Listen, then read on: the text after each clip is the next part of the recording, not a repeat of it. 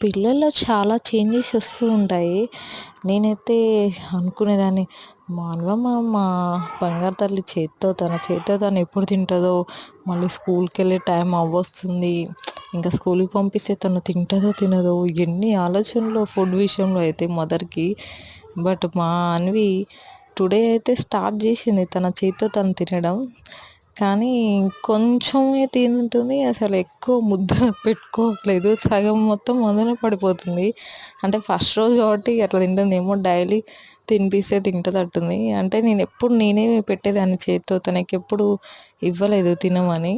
First time food కలిపి అమ్మ బాక్స్‌లో పెట్టి అన్నది. సర్లే అని కలిపి బాక్స్‌లో పెట్టిస్తే క్యూట్‌గా కూర్చొని ఒక బెడ్‌షీట్ లాగా అదేసుకొని మంచిగా కూర్చొని ఇంక తింటుంది హ్యాపీగా.